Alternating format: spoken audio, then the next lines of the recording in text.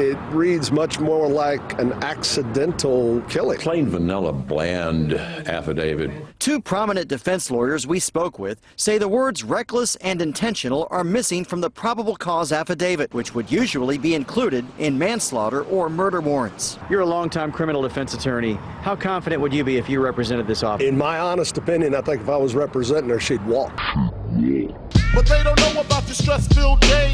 Baby on the way, mad bills to pay. That's why you drink Tanqueray, so you can reminisce and wish you wasn't living so devilish. I remember I was just like... What's up, what's up? It's iCkEdMeL. Make sure you hit that like button, that subscribe button. And thank you for all the support on the last video. I really appreciate it, and all the comments and feedback. Now today, I'm going to be talking about something that I thought was pretty interesting. For one, they were talking about the affidavit again.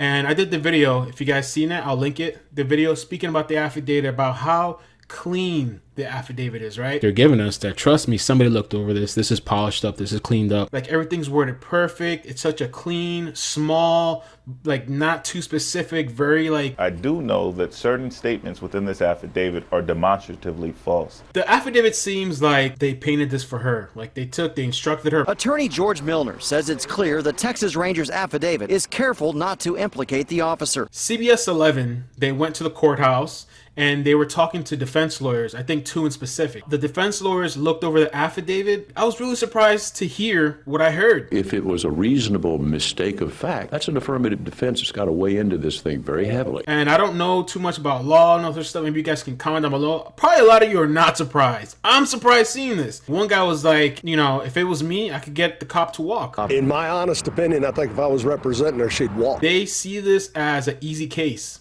going by the affidavit, because now there's lawyers that can actually check it out. I was like, easy case? I thought this was open and shut. I thought the debate was murder or manslaughter. It's an interesting read. I will tell you, it doesn't read anything beyond negligence, if that. They simply do not specify how she is reckless, which is the required culpable mental state for manslaughter. It doesn't rise to the level of criminal misconduct.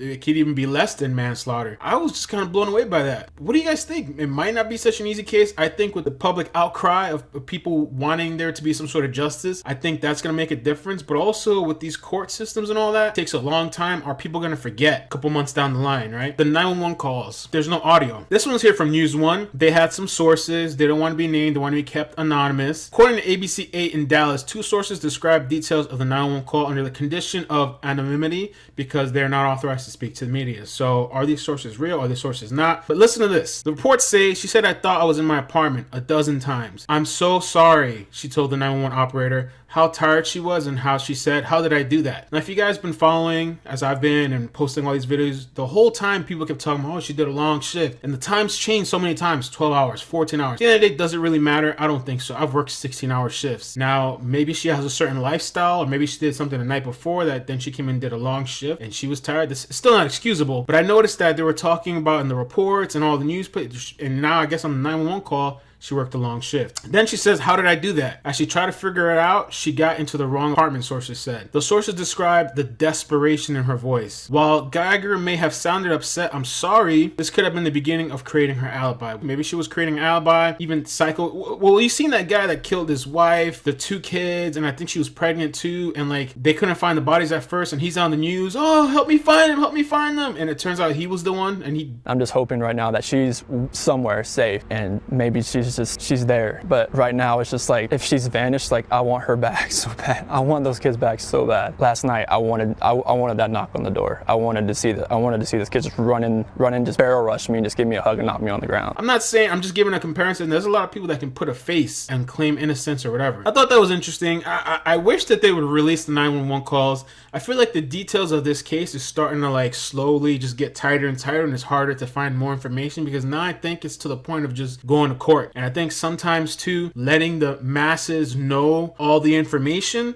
could hurt the case, or it could actually prepare the other lawyer for what's coming down the road. So I'm sure there's probably a lot that's being held as a strategy. So that could be it too. So you guys comment down below, let me know your thoughts. I really appreciate all the comments, the feedback, the support. And I actually was thinking of doing a video covering the lawyer, but I was thinking, let me do a separate video on that. I was looking at his Twitter, I was looking at his professional page. I like the guy. I like what he stands for. I'm gonna do a little bit more digging digging. I did email him through his business thing today just to find out about, is the GoFundMe legit, or where should people be sending their money? What's the right place to go? So we'll see if he responds. Have a great day and peace.